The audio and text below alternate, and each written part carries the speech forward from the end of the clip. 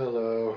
So I just got done watching all of the Bashar videos, and that blew my mind. Really made me think outside. Um, I recommend watching them. Just as a background story, Bashar is an alien from a planet, I can't remember its name, like 500 miles, 500 light years, like towards the Orion Nebula. But it's in a fifth dimension, so we can't see it at all, I think, if I remember correctly. And we can't see the sun that his planet is revolving around either, so it's pretty interesting to think that we are in this third dimensional reality we're in. We can see planets and stars, but there's a whole other lighter realm that has stars and planets just like us, but we can't see them. And I guess they can come down and see us because that's how he's visiting us, but that's pretty crazy to think about. And he also says there's parallel universes right here, but so anyways, he's a member of the Zeta gray alien human hybrids that are being created now from all of the abductions that have been happening over the last few years. They were getting together a new race, which is half gray alien, half human, or I don't know what percentage, but they, right now, like the ones, which he is, they're bald. There's males and females, and they have babies with their bodies, but it's more like with emotions. And he didn't describe how. But they don't eat at all, and they don't sleep at all. So that's pretty cool. They're about 5 feet tall and skinny, and they look kind of like Tibetans. And so just basically to give a, not what I got from Bashar, I think I got this from zetatalk.com. It's the website for the Zet-Gray aliens. They had like war or something. They didn't say how they destroyed their planet, but they destroyed their planet and they had to move underground. And they lived like refugees like that for a long time. Doesn't say how long, but for a really long time, because they lose their ability to have babies with their bodies, and they started cloning, and they got really sick, and they couldn't clone each other anymore because copy of a copy of a copy just got really sick, and they're kind of facing extinction. But right at that time, the Earth came through a certain changing point, and it was like by World War II we had the atomic bomb go off, and that opened up a portal in the higher dimension, which allowed them to fly over here. And then they came here, and then they made like deals with leaders of our government. You know, let us come and rob some people and take their genes in exchange for, you know, we'll give you different technological stuff.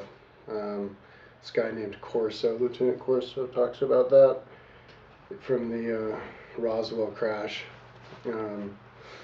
That we got like Kevlar and computers, and ever since then we've had like really big growth in technology. So, but anyway, so they came here, and then they made the hybrids. So they lost the ability to have emotions, so that's why they're kind of like, we see them as being kind of evil, because we like scare us. They look like bugs, and so, but now the race that they made has humor and has emotions. You can feel it off of Bashar, but they're also still very direct and kind of cold, and So they're not going to be the first aliens to come and visit us, probably because they're not warm enough. He didn't say which aliens would be the first to visit us, but he said that they were among the first. I would have guessed that perhaps aliens who look exactly like us would be the first to visit us, like the Pleiadians. So their planet is, I guess, a little bit smaller than this planet, and it has, and I guess, yeah, and it has like, so it has less gravity, and but it has more oxygen, so it's a little bit cloudier, but it's very, very natural. It's like, I guess, like the Earth. And because they only have like 250 million people in their whole race, their whole planetary race, and most of them live on spaceships because they use their Earth mainly as like vacation area. It's like their refuge sanctuary, and they get together and have their various events there. And he didn't describe which events, but he says that they don't have to be scheduled. Because people don't even talk to each other. Like they can, but they don't because they're all telepathic. So they all just would telepathically agree to meet here to do this particular thing, and they would all just know to do it. So that's kind of how their society is structured on their planet. But most of them live in these huge ships, which I guess they can be really big because they have spatial dilation.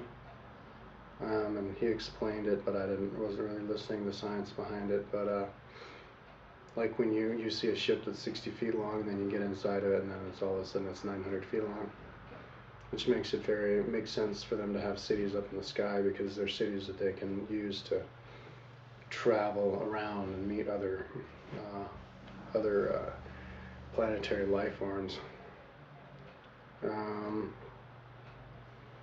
So I guess they like to live in their cities because it's just more conducive to them socializing, and I guess they like to be together and communicate and socialize and stuff. But because their planet is in another dimension, it's in the fifth dimension, it's more in the spirit dimension. So it's kind of like they have a lot more ability to control the physical world, and like we wouldn't even see them because it's such a more spirit dimension that we can't even see it. It could be right here. And I guess they interact with Earth on the fifth dimension also. The Earth because I guess they live in 300 years in the future, or 500 years in the future, and this guy is time traveling back to this time, and then hanging out in a spaceship, and then telepathically communicating with this guy Daryl Anka, who is supposed to be him in the past, I think, if I understand him correctly. So that's kind of interesting how you can communicate with yourself in the past, and do time travel like that, which kind of makes, and he says that because everything in the universe is all happening at the same time, like even stuff in the past and the future are happening at the same time. He didn't really describe exactly how, but it has something to do with parallel universe idea, perhaps. There's all these different parallel universes in our time, but also in all the other times. So if you go to a parallel universe in your own time, then you should be able to go to a parallel universe in another time and communicate, I guess, telepathically that way. So that's basically the beginning of like what their race is. I didn't really get into their planet, but I guess I can continue.